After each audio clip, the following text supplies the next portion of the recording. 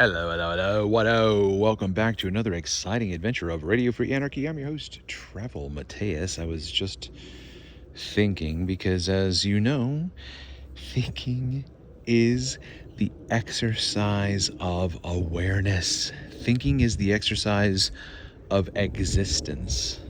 Thinking is where dreams are established.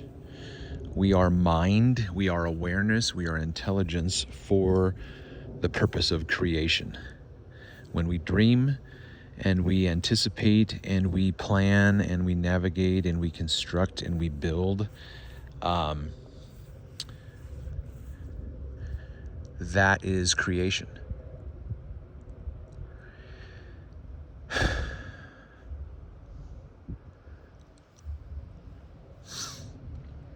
What was I just thinking about? That's not why I came out here to start talking. Doggone it. What was I thinking about right when I was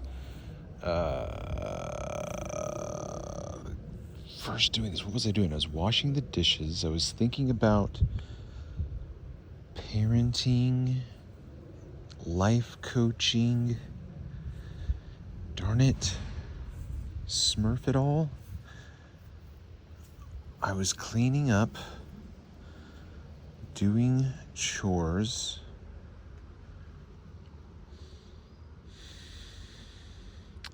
It's something that I've thought before, so it'll come back around.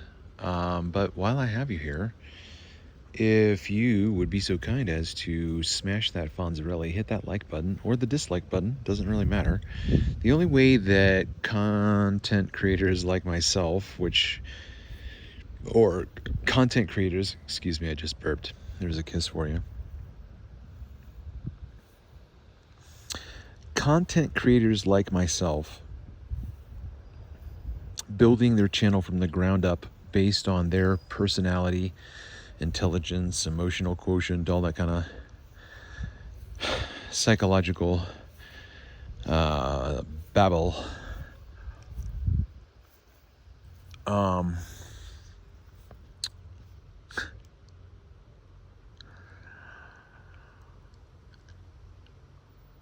Man, what the crack?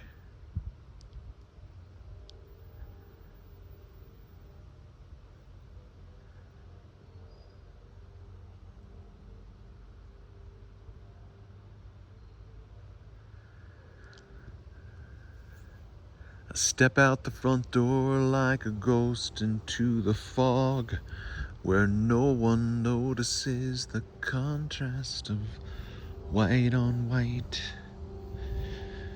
Oof, that's a great song, man. That line, you know what? I don't know, man. That's got to be like one of the greatest opening lines of a song ever. Step out the front door into the fog like a ghost, where no one notices the contrast of white on white. And in between the moon and you, angels get a better view of the crumbling difference between wrong and right.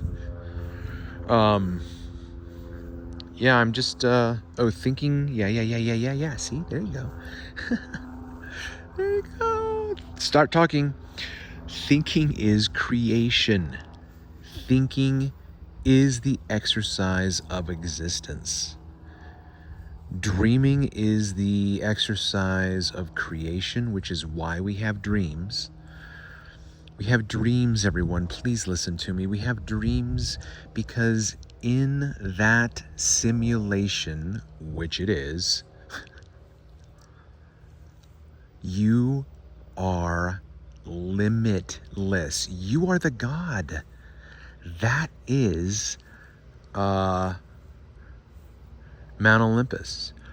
That is the Fountain of Youth. That is a Ragnarok. Those places are all found in the land of dreams.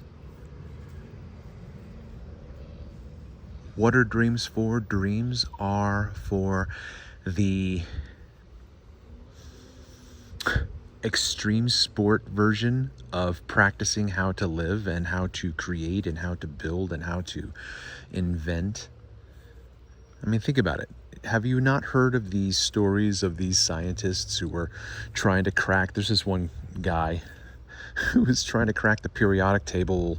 They were just having a problem for one reason. They're dealing with metaphysics and they're not dealing with things that they can actually measure. It's just conceptual ideologies, nonetheless. Periodic table. Creation.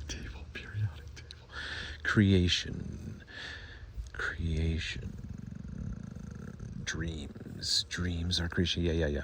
So thinking is the exercise of awareness. Dreaming is the application of creation, or is the process of creation. Dreaming is the process of creation. I had another thing in here, reflection or remembrance. That's right.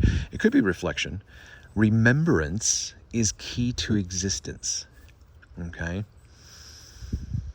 We were only given bits and pieces of our existential puzzle in school, and then we have to fill in the rest of the blank with our experience. You know? You can only... it's like what... Robin Williams' character said to Matt Damon's character, you think you know what it means to love a woman simply because you read a book about love, right? That's only partial truth. You have to think, you have to apply, you have to reason, you have to evaluate, you have to assess, you have to eliminate, you have to create, you have to decreate, you have to recreate, all through the process of your mental faculties. All is mind. All is mental. Your thoughts are the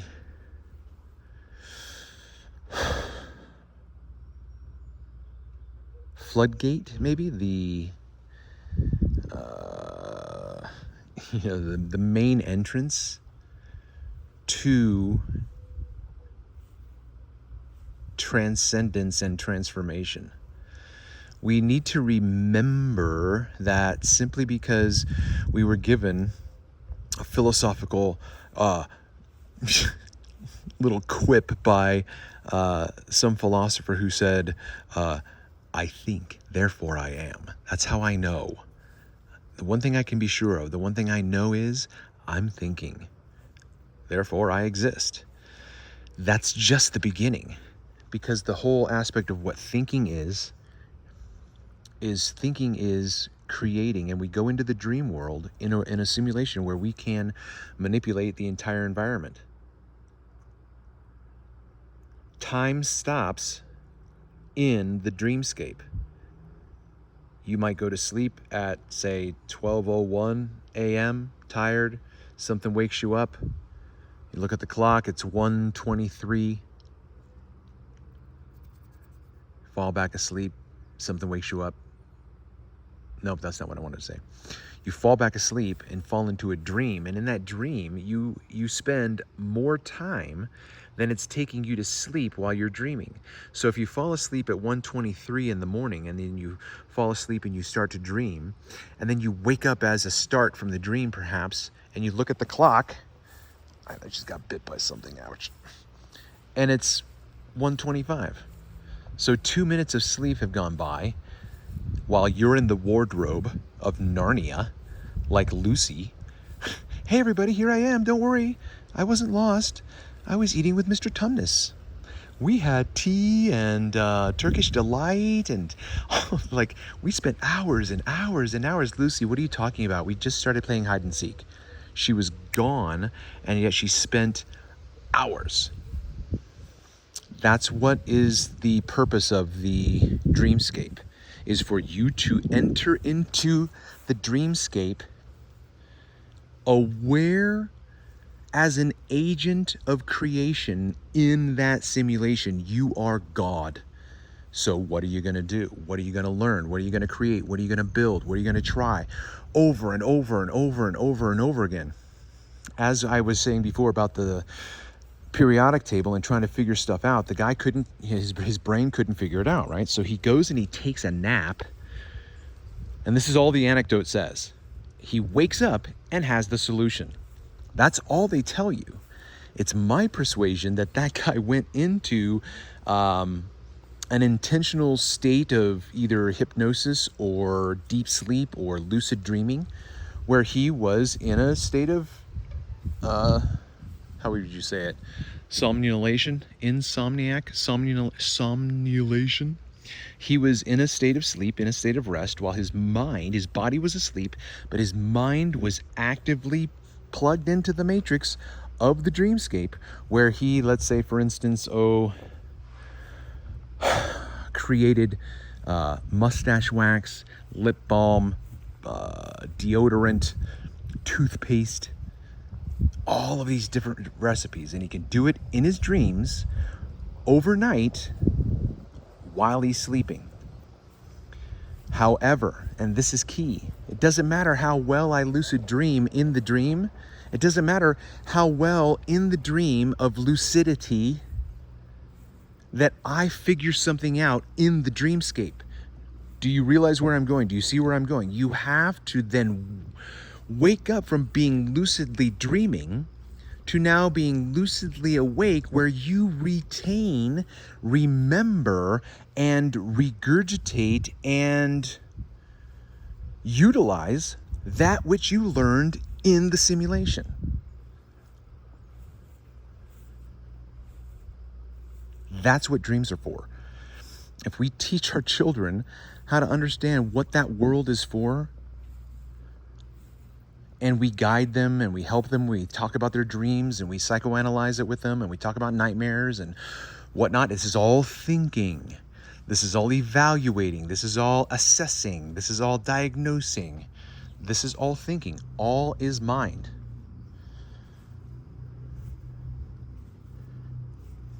Your mind never stops thinking. You're either awake or asleep. And when you're awake, we call it thinking. And when we're asleep, we call it dreaming. But sometimes when we're awake, we daydream, which is just simply thinking. Why do we think? Why? Why do we think?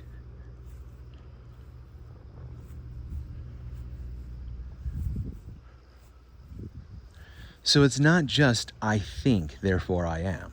It's not just what can I know by doubting everything else that I don't know. If I eliminate everything else that I don't know, the one thing that I'm sure of is that right now I'm thinking. Right now I'm experiencing something. And in that experience, it's presenting itself as thinking. But thinking isn't just merely about the act of planning what one is going to say or writing a story where you're thinking about what you're going to write, character development. In terms of existence and in terms of awareness, our thinking is an aspect of, our remembering is an aspect of our thinking. So we have all probably heard in class during history, class, those who do not know history are doomed to repeat it, right? That goes for your own personal existence as well. If you don't remember the lessons you've learned and you repeat the mistakes, if you don't learn those things, you are going to find, I think, that life is very difficult. Life is going to be difficult anyway, but it's kind of like the analogy that I use of the dog trainer. You can either be a god who has worked his ass off, putting hours in to train his own dog, or you can work extra hard not to look extra stupid chasing your dog around the park or telling your dog not to jump on people. You're going, listen to me, if you get a dog, you're going to spend energy doing one thing or another. My suggestion is teach the dog who's master, and that dog will obey your every command every single time you say something, because you trained it to do that, and you are God. Okay, so let's say, for instance, you wanted to learn how to train dogs. So you go into the dreamscape, you create a dog training program, you come back out, You translate what you have just learned. Like you are all data processing. It's all downloading, uploading. It's all in the cloud. There's not just a Google Cloud. There's not just an Apple Cloud. There is an existence cloud.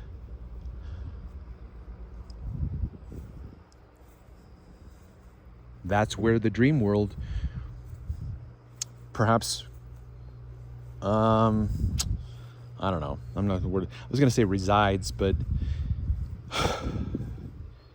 is accessible. Like, I don't know what else is there per se. You know, like if they got, ouch, poop.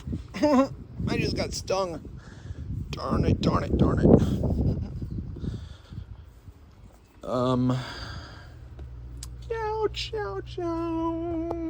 I don't like getting stung on the toe. No, I forgot what I was saying. Remembering. Oh yeah, we have to remember the lessons that we've learned, right? I mean, this is one of the hardest things I remember in my marriage was the difficulty I had in repeated offenses and thinking, well, being berated, right?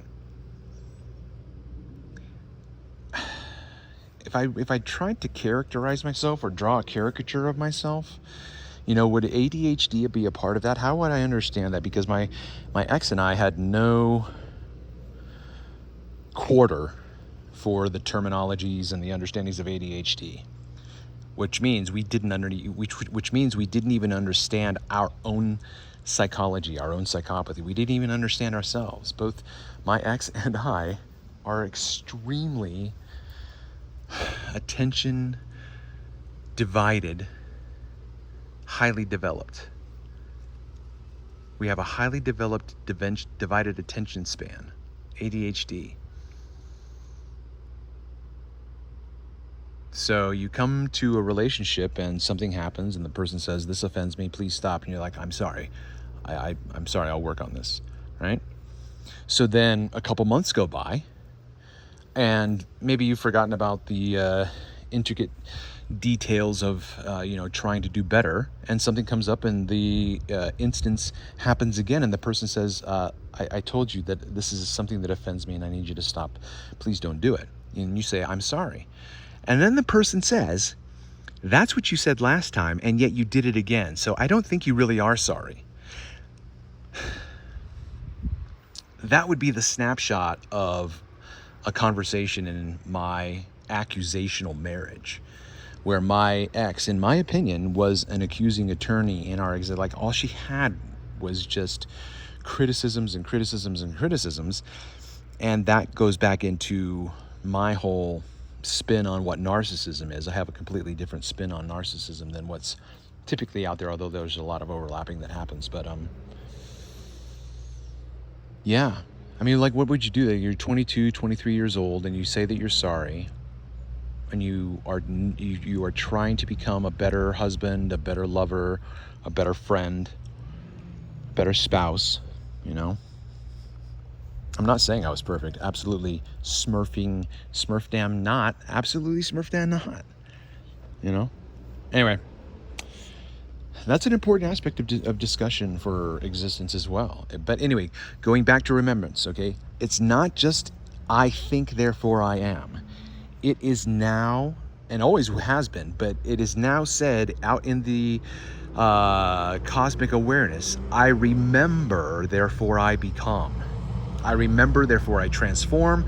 I remember, therefore I transcend. I remember, therefore I ascend. Transmogrify, whatever you want to say. It doesn't happen without you remembering the past and living in such a way in the present that the past is forgotten in terms of its vicious cycle of immature thinking, emotional immaturity, all of those kinds of things that we leave in the past, and we grow and we don't react the same way to those same situations. A lot of that happens through just organic osmosis. but a lot of it happens through direct, intentional, personal work on one's own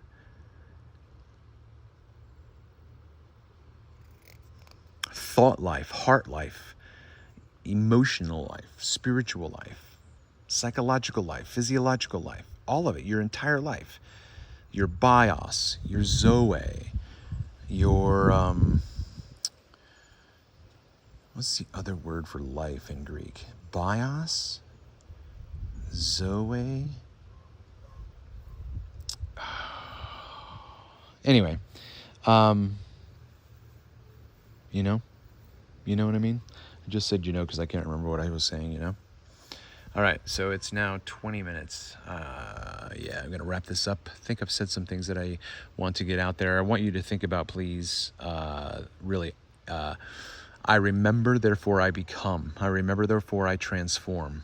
I remember what I used to be. I remember what I've been doing, and I don't want to do that anymore. I've got to work toward not doing that. Remembrance. It's not just about thinking, it's about remembering. We must remember. Closing with this, if you're in this discussion, even about alternative histories or spiritual mythologies, where we are told, if you look up spirituality, if you look up reincarnation, we are told by a popular, maybe I'll stop and do another video on this. I got to keep going though right now, because otherwise I'll forget what I'm talking about. So check you later.